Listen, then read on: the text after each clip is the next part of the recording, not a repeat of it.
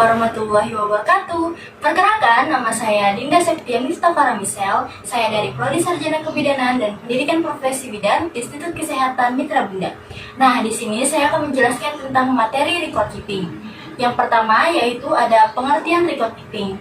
Record keeping merupakan suatu bukti pencatatan dan pelaporan yang dimiliki oleh bidan dalam melakukan catatan perawatan yang berguna untuk kepentingan klien, bidan, dan tim kesehatan dalam memberikan pelayanan kesehatan dengan dasar komunikasi yang akurat dan lengkap secara tertulis dengan tanggung jawab bidan. Nah, jadi bisa kita simpulkan record keeping itu merupakan data atau dokumentasi yang dimiliki oleh tim tenaga kesehatan, bukan hanya bidan tetapi tim tenaga kesehatan dalam melakukan pelayanan kesehatan dan dapat dipertanggungjawabkan. Selanjutnya yaitu ada tujuan record keeping. Tujuan record keeping di sini ada dua, tujuan utama dan tujuan sekunder. Tujuan utamanya untuk mengidentifikasi dan mengevaluasi status kesehatan pasien.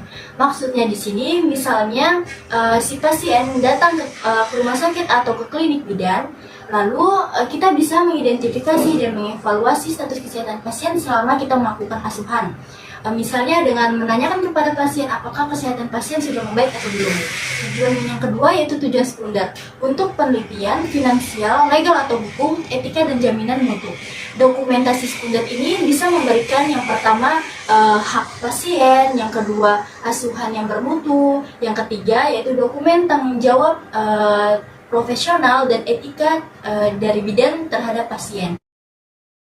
Selanjutnya yaitu ada manfaat record keeping. Nah, manfaat record keeping di sini mencakup 6 aspek. Yang pertama ada aspek administrasi. Aspek administrasi di sini meliputi untuk mendefinisikan fokus asuhan terhadap klien atau kelompok. Yang kedua, untuk memberikan pengevaluasian asuhan. Maksudnya pengevaluasian asuhan di sini untuk mengupgrade atau perbaikan kualitas. Selanjutnya yang kedua ada aspek hukum. Aspek hukum di sini semua pendokumentasian atau catatan kesehatan klien itu bernilai hukum. Jadi jika ada masalah, bidan bisa membawa record keeping ini sebagai bukti di pengadilan. Contohnya bidan A, contohnya itu seperti bidan A kedatangan klien atau klien B datang ke bidan A untuk melakukan asuhan atau konseling. Tetapi di tengah-tengah melakukan asuhan, bidan A dan si klien B ini terjadi masalah. Nah, si bidan A bisa membawa record keeping ini sebagai bukti atau pendokumentasian yang akan dijadikan bukti di pengadilan. Selanjutnya, manfaat record keeping bagi aspek pendidikan. Nah, dokumentasi atau record keeping bagi pendidikan itu sebagai referensi atau bahan acuan bagi siswa atau profesi. Selanjutnya, bagi aspek penelitian. Record keeping atau dokumentasi berguna bagi penelitian. Kenapa? Karena di dalamnya bisa digunakan sebagai objek riset bagi siswa atau profesi. Selanjutnya yaitu aspek ekonomi. Dalam melakukan asuhan yang belum atau sedang dalam asuhan itu dapat dipertimbangkan bagi biaya klien. Selanjutnya aspek manajemen. Pada aspek manajemen, dokumentasi atau record keeping digunakan untuk kita melihat sejauh mana asuhan yang dilakukan bidan terhadap klien. Nah, selanjutnya ada batasan record keeping. Dokumentasi harus tersimpan terkait dengan adanya tuntutan terhadap pemberian pelayanan. Jadi, menurut Permenkes RI nomor 269/Menkes/per/3/2008 tentang rekam medis bab 5 pasal 9 tentang penyimpanan, pemusnahan, dan kerahasiaan terkait dengan rekam medis pada sarana pelayanan kesehatan non rumah sakit wajib disimpan sekurang-kurangnya untuk jangka waktu 2 tahun terhitung dari tanggal terakhir pasien tersebut berobat. Jadi jika sudah melampaui dari batas penyimpanan tersebut, rekam medis dapat dimusnahkan dan tidak dapat digunakan kembali. Selanjutnya ada pelaksanaan record keeping. Di pelaksanaan record keeping di sini yaitu ada SOAP, SOAPIET, SOAPI, dan SOAPIER. Di sini berisi tentang subjektif, objektif, assessment, dan planning. Subjektif sendiri itu dapat definisikan kita melakukan wawancara atau hasil bidan terhadap klien dari anamnesa. Selanjutnya yaitu objektif. Objektif di sini yaitu bisa dilakukan dengan atau disimpulkan dari hasil lab, hasil pemeriksaan fisik, dan hasil diagnosis lain dari asesmen sendiri.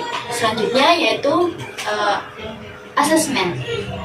Asesmen ini yaitu bisa diartikan sebagai masalah atau diagnosa yang kita ambil dari subjektif dan objektif yang telah disimpulkan. Selanjutnya yaitu planning. Planning di sini didefinisikan sebagai evaluasi atau perencanaan apa yang akan kita ambil. Nah, selanjutnya yaitu ada bentuk record keeping.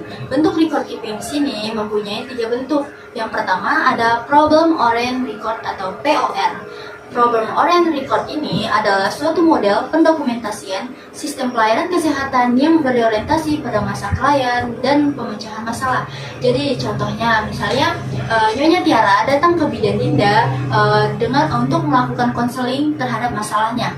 Nah, sebagai bidan pasti akan memberikan solusi atau pemecahan masalah kepada si kliennya. Kelemahan dari problem oriented record ini itu dia hanya berfokus pada masalah klien dan pemecahan masalah saja. Dia tidak berfokus kepada tindakannya.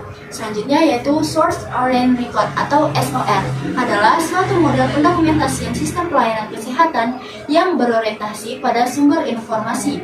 Jadi di sini bidan melakukan asuhan dan dia mendokumentasi dari hasil catatannya, dari hasil observasi dia sendiri. Yang ketiga, charting by exception atau CBE atau CBE adalah model dokumentasi yang hanya mencatat secara naratif dari hasil atau penemuan yang menyimpang dari keadaan normal atau standar. Selanjutnya yaitu mekanisme record keeping. Mekanisme record keeping di sini sendiri yang pertama ada naratif.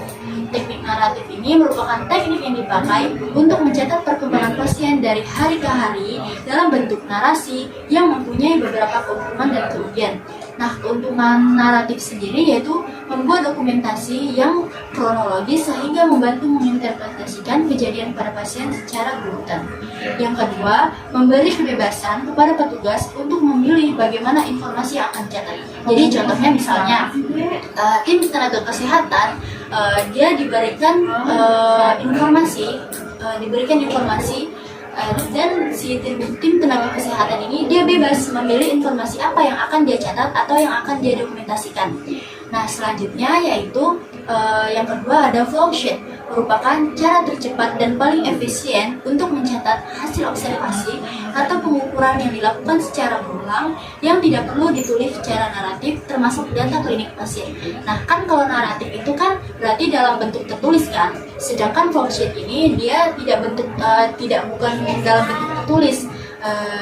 Nah, keuntungan flowsheet ini yaitu meningkatkan kualitas pencatatan observasi, yang kedua memperkuat aspek legal, yang ketiga memperkuat atau menghargai standar asuhan, yang keempat menjadikan dokumentasi lebih tepat, yang kelima mengurangi fragmentasi data pasien dan asuhan, yang keenam membatasi narasi terlalu luas.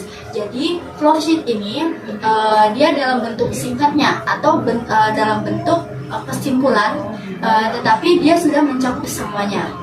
Dan flowsheet ini juga lebih bisa dibilang modern lah. Jadi banyak sih, sudah banyak tim tenaga kesehatan yang sudah menggunakan mekanisme record keeping ini dalam flowsheet. Nah, itu saja penjelasan saya tentang record keeping. Saya mohon maaf apabila ada kekurangan karena saya juga masih belajar.